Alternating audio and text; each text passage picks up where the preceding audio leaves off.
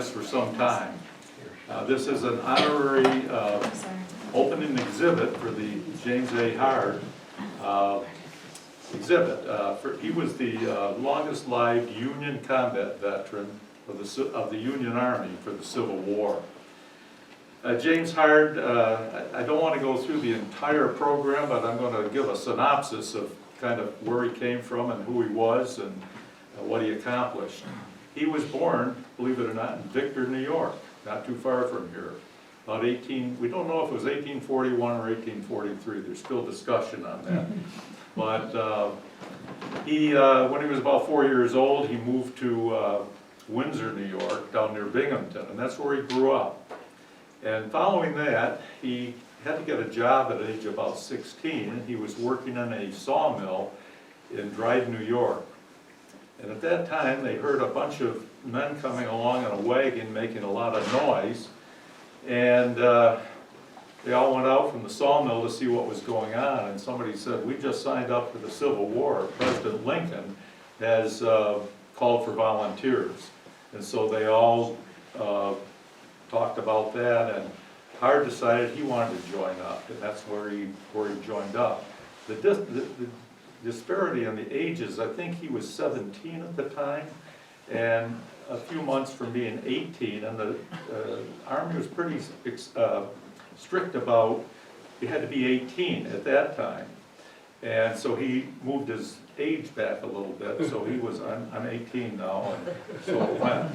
There's another story about that where a young man who was very ethical had the same problem, but instead of moving his date, he put 2 pieces of paper in his boots that said 18 on each one, and then he went in and said, "I'm over 18. So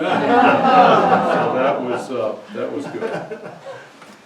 So anyway, on with Mr. Hard's life, he fought in many battles, which you can read in the program. There are programs on the table, and there's one for everybody to take with them. And if we run out, our digitizer, Frank Hubble, is here, and he can print more. So feel free to take one of those, and if you have a friend that wants one, you can take 2. So Mr. Hard was in the war. He was in a lot of battles. He saw combat. He never got hurt. The closest thing he came to, a captain was standing by him and got a bullet in the head and died right in front of him. And another thing I read about was he was in a battle where they said, "Keep your head low to the ground." And he said, "I almost buried my head in the ground." But he looked over the side and somebody had lifted their head up and it got shot off with a cannon. So he saw a lot. He felt a lot. Luckily, he didn't get hurt. He mustered out in 1863. But before I go further, I got to go back a little bit. When he first got to Washington, he went to an open house at the White House. Guess who he met? President Lincoln and Mrs. Lincoln. He went through the line. The uniforms hadn't come in. And he was shaking hands with Mr. Lincoln, and President Lincoln, he said his hand was as big as a hand. It took mine right out of sight. Those were his very words. And then Lincoln said, "Young man, you look like," this is probably about how he looked at the time. You can see that picture. He said, you look like you'd make a good soldier." He said, "Well, I've already signed up." And Lincoln was talking to the next guy and never paid much attention. But anyway, he did meet the man, and I was very proud of that. So moving forward, he mustered out in 1863. He went out west, worked on the railroads, looking to seek his fortune, and then finally he got married. He married a lady by the name of Loduska Davis, who was originally from Buffalo, but at this point they're all in Nebraska. But eventually they returned to Rochester, and they had a child, Alberta, and they married, and then unfortunately Loduska passed away about 1880. A few years later he married a lady named Annie West. They had a nice marriage through the years, and Hard, what did he do for a living? He decided he wanted to be a lawyer, so he studied law. Can everybody hear me okay in the back? Yep. Okay. Don't have a mic on today. So he did study law. I don't know if he became a certified or passed the bar or anything, but he became a pension attorney. This was probably his greatest contribution in life because he got pensions for Civil War veterans and their widows.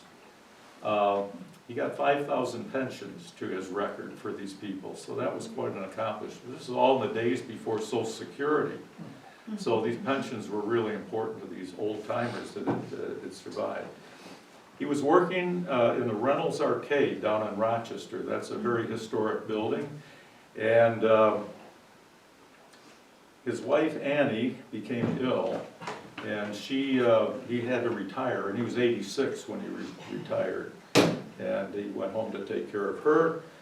And then she passed, and later on he became active in the GAR. And there are pictures up here of the GAR, 1892, with all the folks in Rochester in there.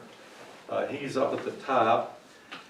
And then that's in the 20s. In the 30s, the ranks were thinning out. And by the 40s, there were only 16 of them left. That 16 of them meaning Civil War vets in the Monroe County area. And they all became bonded, going to different events together and so forth. So, as the years moved on, Mr. Hard, he was a Grand Commander at one point, but he loved to ride in the parades. And so he was in Memorial Day parades, 4th of July parades. Whenever there was a parade, he was the guy that they called on to come out and be the Grand Marshal. At one point, somebody wanted to put a Spanish-American war veteran up for Grand Marshal, and he said, no, I'm going to hang on to this job as long as I can, and he did.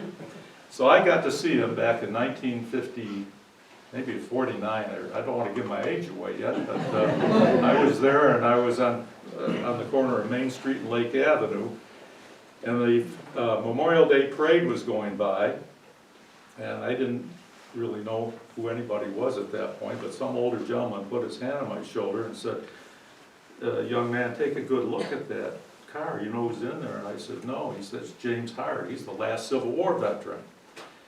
Well, I had a grandfather who was in the Civil War, great-grandfather, and he'd been gone since 1922, and so I said, there goes a live one, oh my gosh.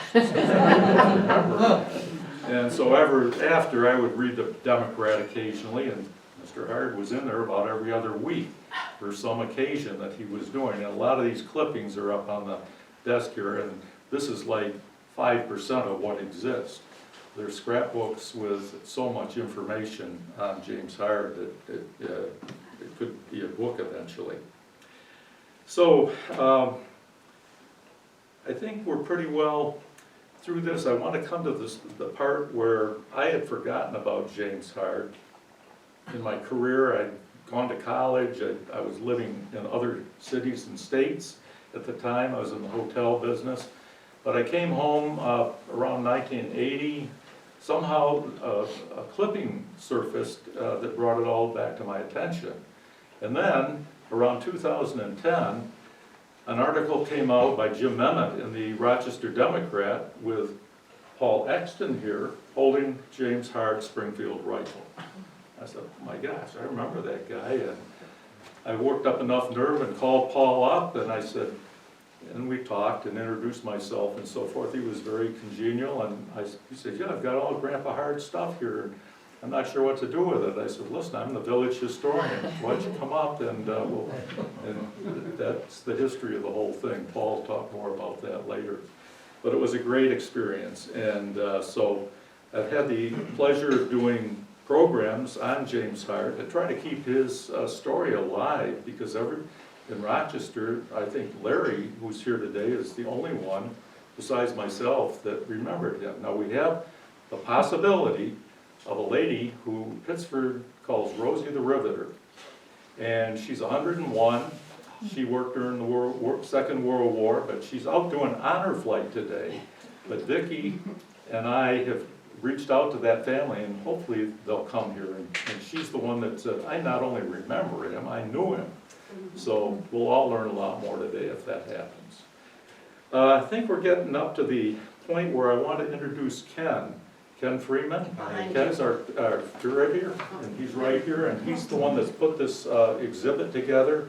And so Ken, please say a few words. Well, the timeline is a little fuzzy for me for when Dave started talking about this, but he came to me one day and said, Paul and the family want to bring the collection to the Historical Society. So I started working up a proposal for how we would display the whole thing, and what was it, like October or somewhere in there, Paul showed up and we showed him the proposal with the display case for the gun and all of that. And he was good with it. John Foster went through all the loan agreement and the like. Over the winter, I started playing what I call Tetris with large objects and rearranged the Civil War display so that we could have Mr. Hard's collection all as the focus of what we have for our Civil War collection. So it all came together with the help of a friend who helped hang the case and all that, and everybody else who gave criticism, and helpful criticism, hopefully, on how to display this stuff. And that's pretty much it. Yeah. Well, it's the centerpiece of our Civil War exhibit. And Ken has an ancestor, great-great-uncle, who did a diary on the Civil War. He was down there as a private in Washington, probably the same time Hard was. And he wrote letters back home, which got saved. And his mother had them. And then a previous historian here transcribed them. Maybe that's not quite right, but he put it into a book. Yeah. So the book is in there, and I've read it twice, 2 or 3 times, and it takes you right back to, if you want to get the feel of what it was like being in Washington. One clip was, one private said, life as a soldier is like 99% boredom, but 1% terror. And that was kind of how it was. They had a lot of time to kill in between drilling and doing things. So, any other comments, Ken? Well, the only other thing was my great-great-uncle Arthur. I actually had 3 great-uncles who served in the Civil War. One of them died of disease in Memphis, Tennessee, and the other 2 came back here. Interesting. I don't know where Uncle John ever ended up, but Maybe it'll turn up someday. I just got to read the family history again. Well, we're lucky to have a board of about 14 people here in our Historical Society in Parma and Hilton. And we all get along, we all work together, and we make a lot of things happen. And it's people like Ken, John Foster, Frank Hubble, Nancy Laporte, Amanda Dudley. Any other board members? Dave Almeida, where are you? Right next to you, yeah, next to you. Right behind you. So these are the people that make it happen, and yet it's so nice to have the Hard family here today too, to be a part of this whole event. So next, Paul Exton, would you come up and just say a few words? Well, basically, he's covered so much, but it's tickling my memories of how we met. And I guess all this started when, let's see, mid-90s. I think my dad had just passed away, and I had the stuff. I remember finally finding out that there's all these articles that were done on Grandpa Hard in the Democrat and Chronicle, so I called Gannett, and I ended up talking to a reporter. I got to ask you a question. Was it the last name Doherty was the original? Maybe it was Doherty. I was thinking There's Jim an Emmett, but there's an OT in there too, an OTT. I think he's the one that came out of the house and did the article you saw. okay. But it came down to it, once I got a bug in their ear, I got called back. But this is when I found out there was a big story that went around at Gannett, which is Democrat Chronicle. If it was Doherty that did the original interviews with Grandpa Hard, everybody would tell everybody to go shake that man's hand. Because if you shake Doherty's hand, you're shaking the hand of the man who shook the hand of the man that shook Abraham Lincoln's hand. And, that was just a fun little limerick, so to speak, but it really happened. But yeah, and then they wanted to come out and talk to me, and before I know it, I'm out in the backyard holding a rifle. They take a picture, and this thing comes out in the Democrat Chronicle. Larry and everybody, just a slow motion assembly of all this stuff that we were wondering about, because Dad died, he didn't really tell me much about it. Right. And I remember just mentioning it to you guys, but there's this guy right here that taught us more about our family heritage. He can look through our photo albums, he can identify my relatives, and it's just wonderful. It's just been a great ride to get to this point, and I just really appreciate how this is coming together like this. And this is where I always kind of wondered where all this stuff could go, and put it in the public eye, and everybody can enjoy it, so, and thanks. Thank you very much, Paul. Thanks. And Larry, would you mind telling your memory of meeting your great-great-grandfather Howard? Well, you rode on his lap in the parade, didn't you? Well, I didn't ride on his lap in the parade. My dad would go with him. Okay. And towards the end, they'd come by the viewing station, and Grandpa Howard would say, "Let me know when we're going by the viewing station so I can salute, because I'm blind, I can't see anymore." But I think I was about 5 when he passed away, so my dad, before that, would take me to his house, and I'd sit on his lap, if I could find him underneath some cigar smoke. And I remember vividly the funeral at Mount Hope also. That's on the back page here. This is the funeral cortege. Yeah. And thousands of people Yeah, there. Did they take you in to see the? I don't remember. Yeah.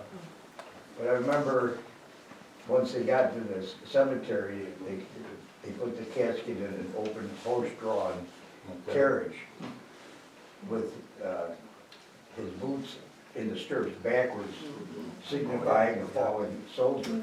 Yeah. For some reason I don't remember a lot, but I remember that. Very good. Well, thanks, Larry. Yeah. And I see a Jim Exton sitting over here. And what are you, about 7th generation down the line? Yeah, I think so. Yeah. Yeah. And your name James is probably after Mr. Hart, isn't it? That's what I've always been Somewhere down told. the line? Yeah, my dad, my grandfather, my great-grandfather. Right. Yeah, all the way up, yeah. Interesting. Well, I think we pretty well covered most everything here. I'm sure we've forgotten a few things, but we don't want to get too involved. We have punch here, thanks to Cheryl Almeter and Mari. There's a cake over here honoring James Hard. And I'm going to have Paul cut the ribbon here to go into the museum. I'd like Larry and Paul and Mark and any of the Hard relatives to be the first to go in. And then you can, once you look at the exhibit, there's other exhibits to look at and other people can float in. There's no rush because we're going to be here. Ken and I are the docents today. We'll be here till 4 o'clock, so enjoy it. And we got scissors here, so don't forget those. Come on up, Larry. Come on, Larry. What? Good. Come on, Mark. The three of us at least. Oh, they're on the other side of it. Yeah. I'll pull this roof. Yeah. Just make it. Ready?